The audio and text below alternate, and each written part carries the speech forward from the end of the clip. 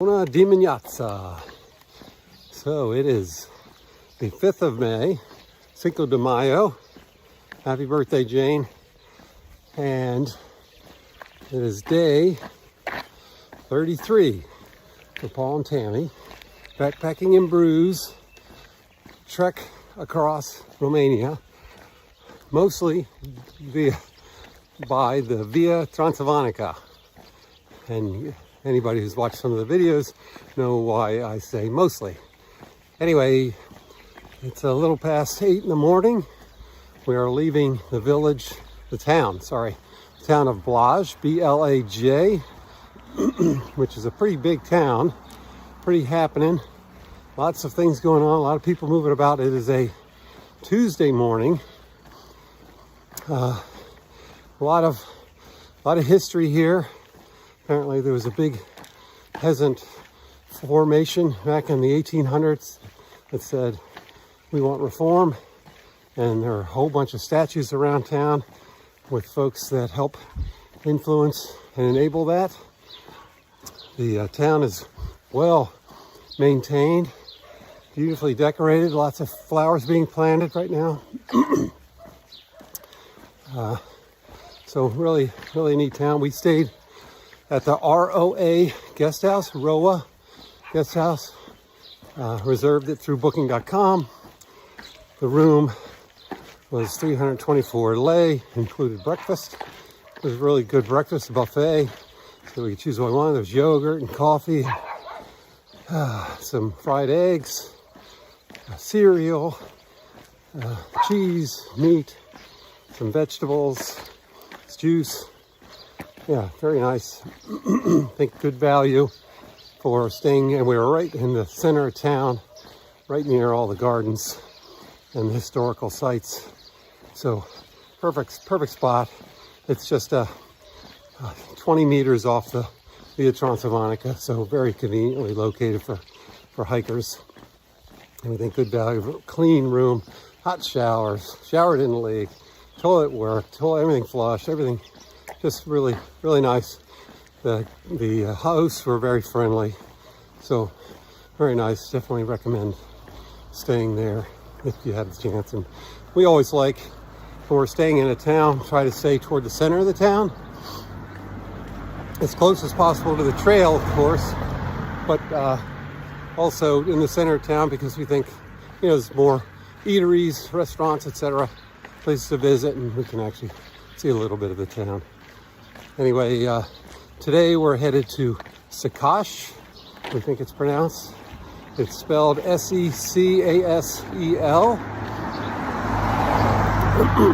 We are through WhatsApp, sort of reserved the double room with Casa Tea, which is run by the priest there in Secasel.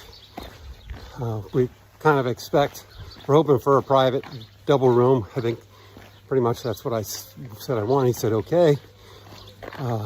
We're thinking it'll be a shared bathroom though, so not ideal. We're not even sure what the price is, so we'll see. And we're not sure if we get breakfast or dinner, if he offers that. But there was mention of it. So, because we think Secasel is a pretty small place, so probably not a lot of restaurants and opportunities for other food choices. So it's I think a 13-mile day. Temperature is already in the 50s, and I think it was like 51, feels like 57 right now this morning. It's supposed to get up to 79 today, so going to be a hot one.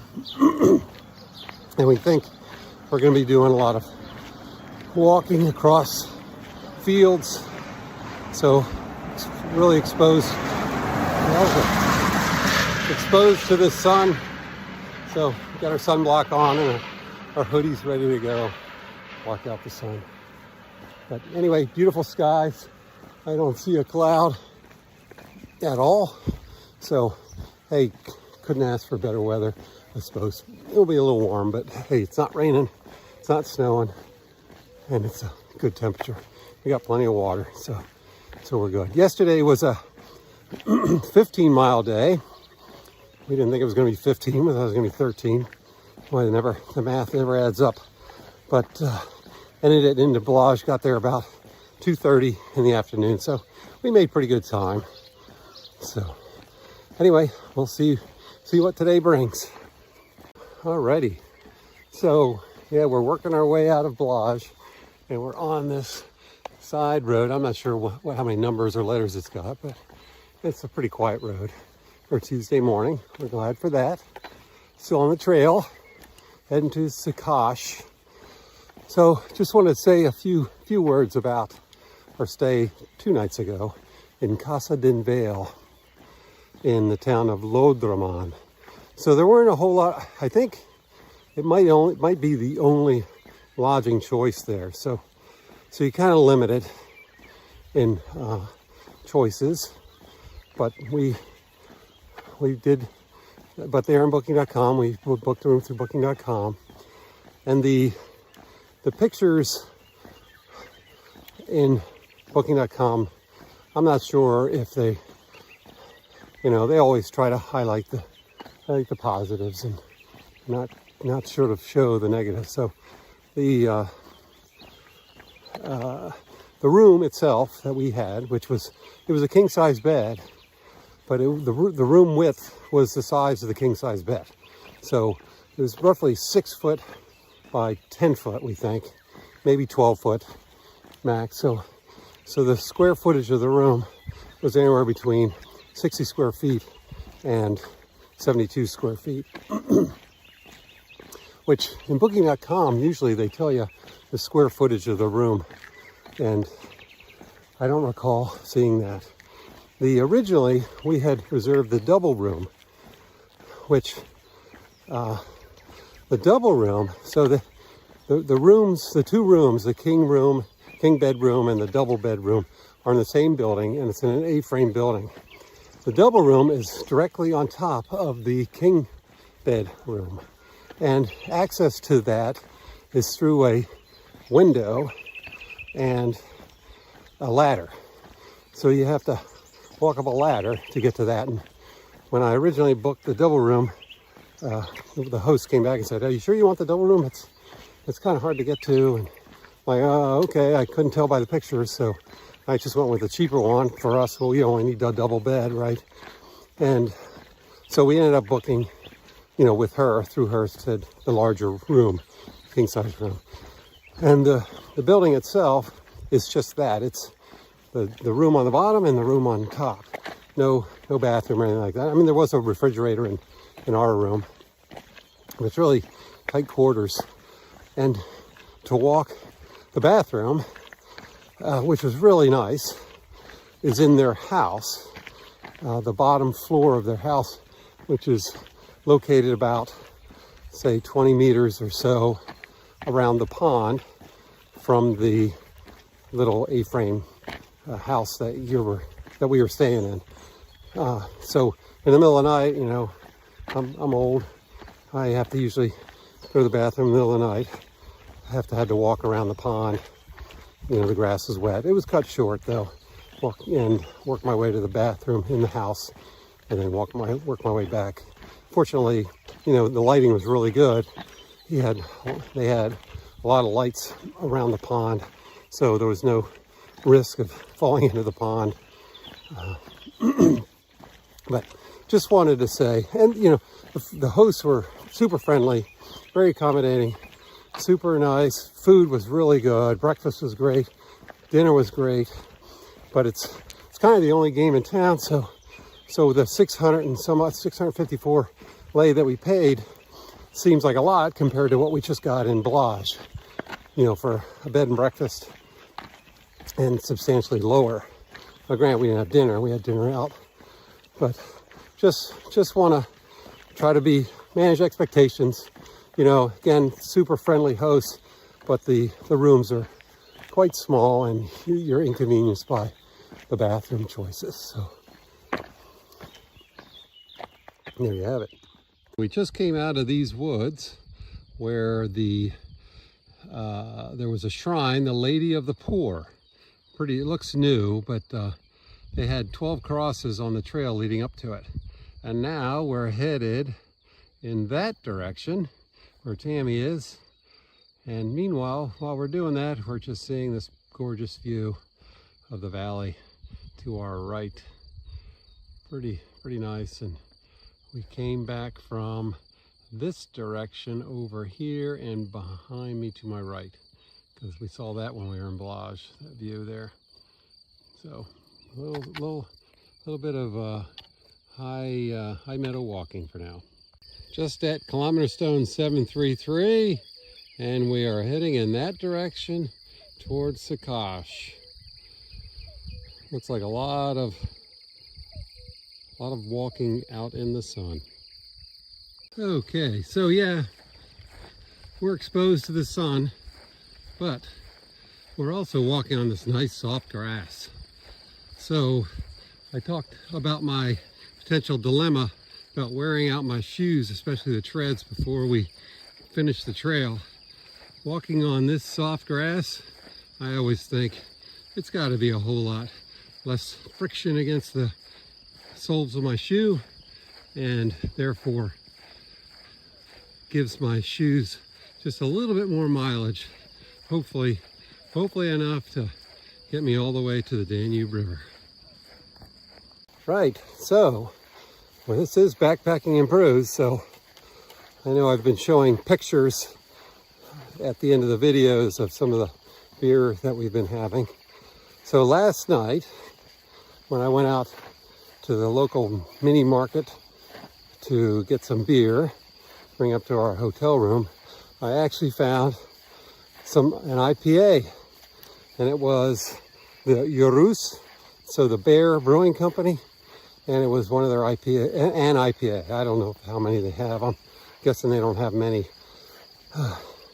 And 5.8% ABV, so a little stronger than normal beer over here. Most of the beer over here is 5% or lower, but it was quite tasty, and it was not entirely filtered all the way, so I kind of liked that. Had a good hoppy flavor, and was a nice change of pace to all the pills and the lagers that we've been drinking. So anyway, yeah, first IPA, I think, although I did have one in Bucharest, but we weren't on the trail just then. From the videos of the Blaj area, you may have noticed a whole lot of crop fields. More so than what we've seen elsewhere. We've seen a lot of sort of small family crop farms, but here in Blaj, these look pretty industrial and large scale. So some of the crops that we've seen so far, corn is one that's been sort of tilled over. We've not seen any corn stalks as far as I can tell, at least not growing. There seems to be a wheat that's planted right now that's growing. Not a winter wheat, obviously. Summer wheat, I don't know. Also, it looked like we saw a small field of tobacco, which I was surprised to see. And then we've seen the rapeseed fields, the yellow, and then also what I think is some kind of clover. I'm not sure, maybe it's for feed or something, but it looks like clover-ish. And that's primarily it of these big fields so far. If we see other crops, we'll let you know. The rich farmland here, there's that clover, I think. And there was a field of corn here, not sure what's going to be planted. And then it looks like wheat over to the right. So lots of crops in this area, and big farms. And then they've got through this valley on the other side, they've got wheat down there. I think it's wheat, and I'm not sure what they're planting there. Just tilled the soil there, and something's planted here as well. So really rich soil around Blaj. And we are headed, continuing in this direction toward Secasel.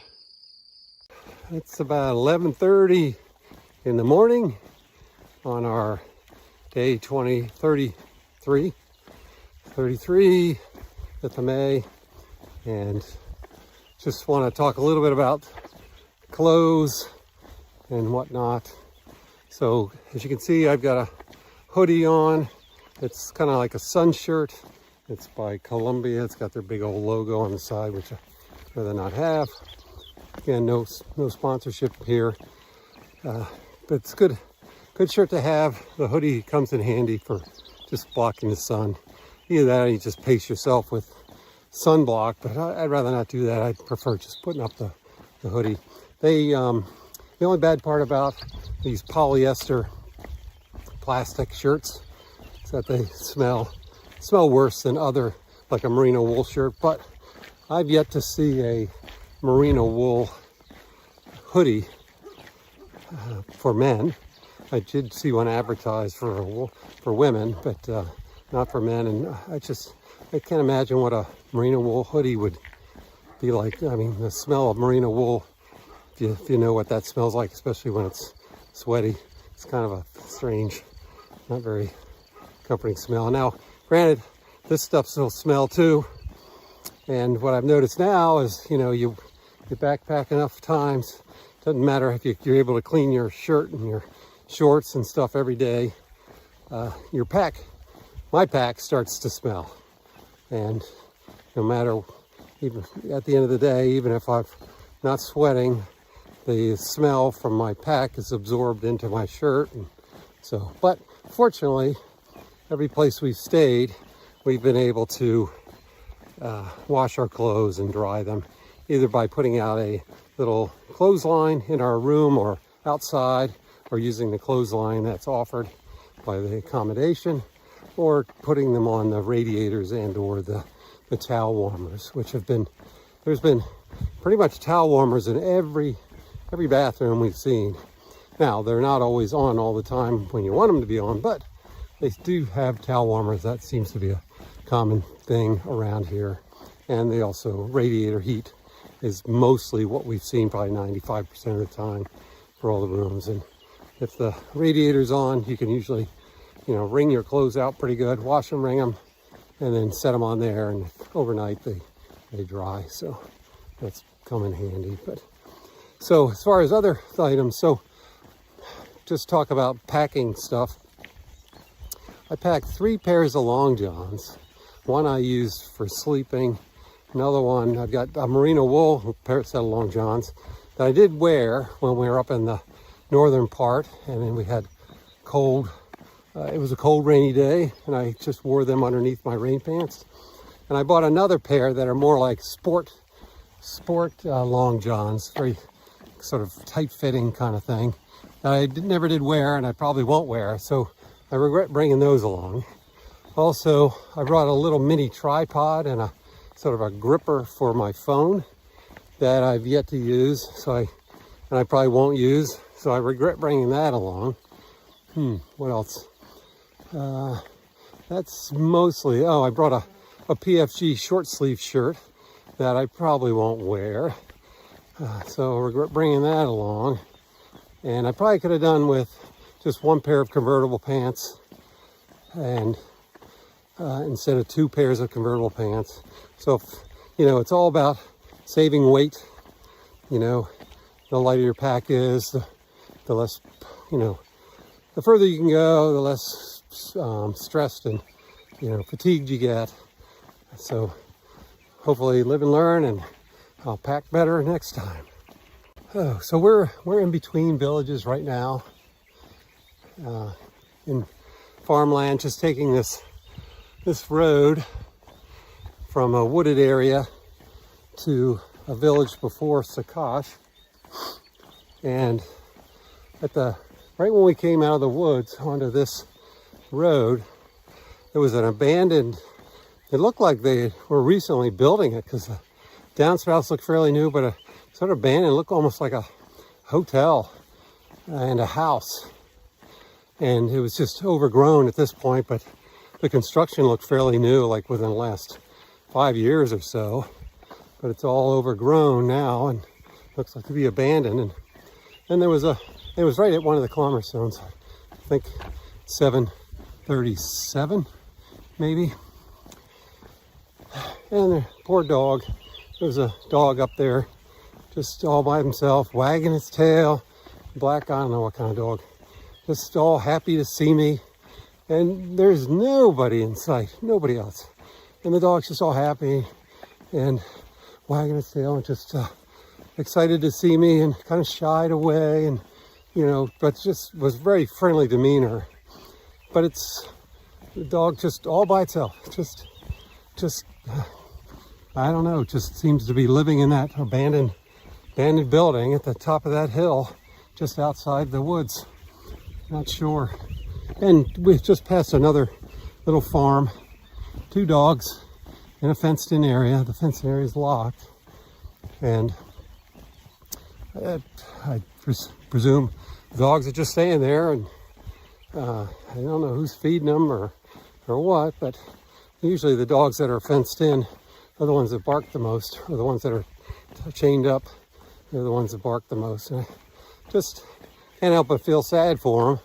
Think what kind of life that is, but I don't know. Some of them are working dogs, and I get that. But these dogs, I guess they're watchdogs, and I guess they're, they don't look scraggly or bony or, like they're starving to death. So they're getting fed, but just kind of a boring life. Not, it's just, I don't know if it's a cultural thing or what, but and we've seen other, like when we were in the town of Mediash, we saw lots of folks where our hotel was. Now, granted, it seemed to be a more richer area and wealthy area, I guess I should say.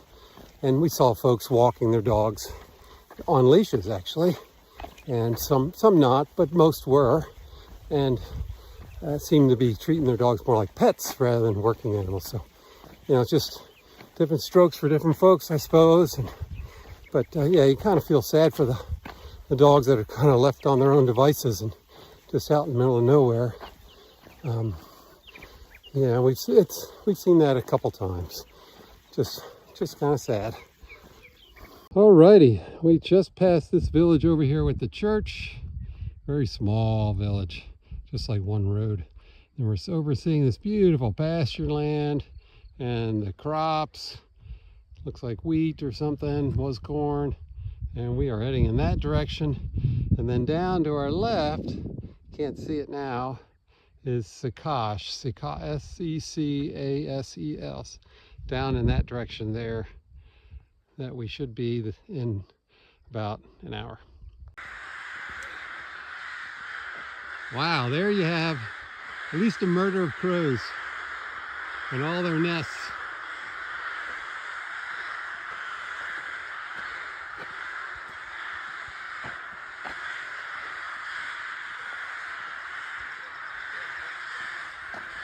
They're rooks. They're called rooks?